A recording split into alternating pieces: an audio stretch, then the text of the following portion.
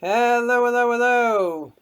So we have a very interesting Quora question, which effectively the question is it good to laugh at ourselves? Can that affect our self-esteem?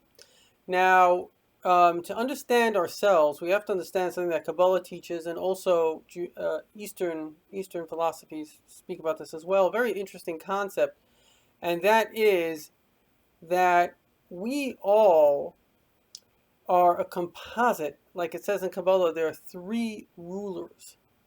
All of us have three systems that make us. The first is the mind. A person without the mind isn't much of a person. Now, a mosquito doesn't have a mind, but it could be a good mosquito. But a human being without a mind is not a good human being. What we do have in common with a mosquito, though, is we have emotions. Certain things feel good, certain things feel bad. That's how the entire biochemical system functions. You get hungry, you need to sleep, something hurts, you try to get help. Our entire system is a pleasure-pain based system, which basically can keep us alive. Not a meaningful life, but it can keep you alive. Then the worst part of us is, I shouldn't say the worst part, it's a necessary part, but it can become the worst part, is the ego. And so the real answer to your question is it okay to laugh at ourselves?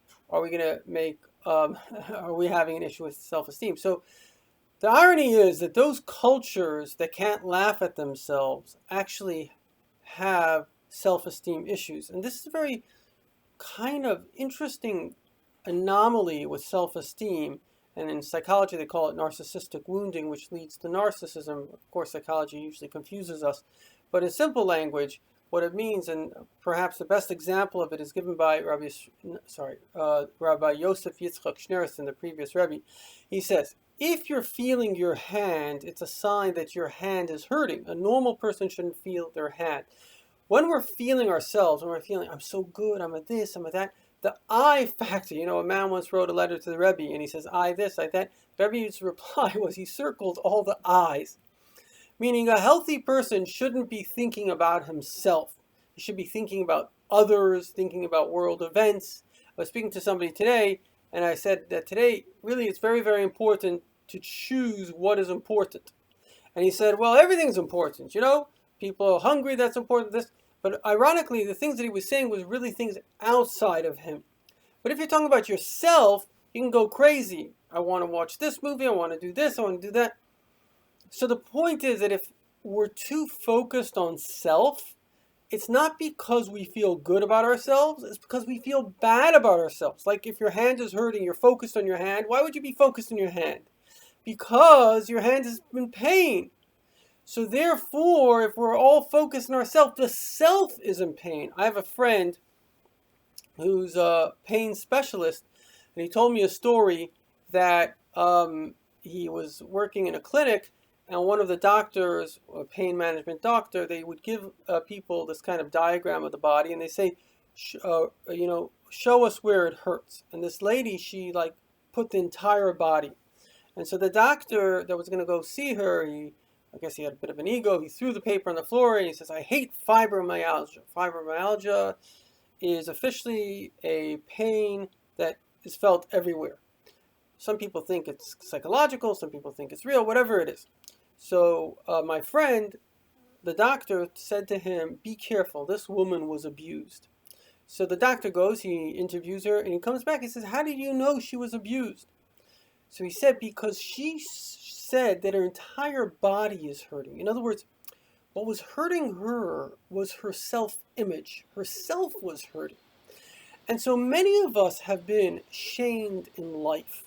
And what is hurting us is not a specific thing. It's not like my hand is hurting me, or I think, oh, I'd like to get better at math. When they put out this book, they put out a series of books these days, people don't read that much, but it was a big hit when it came out, was, I don't know, Computer's Guide for Dummies, and this for Dummies, 1,000 things. So somebody told, I guess, the publisher or whoever came up with the idea, oh, nobody wants to think of themselves as dummies. But actually in America, it works because Americans have good self-esteem. So you can say, oh, the idiot's guide. Yeah, that's exactly what I need, because the better you feel about yourself, the more you can laugh at yourself. cultures that cannot laugh at themselves, like the Arab culture, for example, they take everything very personal. It's because deep inside themselves, they have this pain, they have this shame, and therefore they're very, very sensitive. And this, if you listen to what I'm saying, this can help you a lot in life. Women and children, you should always imagine them to be sensitive. A lot of men, depending on the culture, etc., are not so sensitive. I personally heard from a guy, thank God he converted to Christianity and he became a good person, but he was a gang leader, and he was serious bad stuff. And he said to me that when he was kind of in his little heyday, if somebody looked at him wrong, he could kill him. Now, after it took him some years, he went to this Christian rehab place, and he sort of came to himself. And because I have a little bit of experience and knowledge and kind of emotional issues, I could first tell that he was very defensive, but eventually he calms down. He's a janitor now. He loves it. He loves his life. And the thing is that what was really going on, and like he told me personally, he says, I had a stone in my heart. My heart was stone. But really what was going on is a Jewish concept, and it's called ourselve. And it's a very interesting thing. It's probably best described by Dr. Tversky. Rabbi Dr. Tversky says that he had a patient, and this patient, he's a psychiatrist, this patient basically had issues going out, and the trauma that affected this patient was at 15 years old, he lost his best friend. And for 2 weeks, he was inconsolable. And 2 weeks later, he was back to normal. And he gave an example of what happened here. And this happens to many people. It's the way the brain sort of works with kind of trauma and pain. So he says, it's like a plumber came to his house, and he had to fix the sink. But in order to fix the sink, he had to deal with the water. So he had to switch off the main. He said, so too, I don't want to say a healthy person, because I think that there's a lot of benefit in switching off your emotions if you can get back in tune with it. But sometimes we feel too strongly. When we're young, we're very, very sensitive. We feel all our emotions. So when those emotions are too painful, what the brain does is it switches off the connection between the mind and the emotions. And that's why a lot of people, they live, if you want to call it disassociated lives, they live lives in which their mind is operating, but they're not really feeling on an emotional level. Now, that doesn't mean they don't have emotions. It means they don't really feel their emotions. So they may be in great pain, but they don't feel their pain. And really where this comes out very clearly is in narcissism, because a narcissist usually is covering up shame. That's like the core of the self, is the self-image.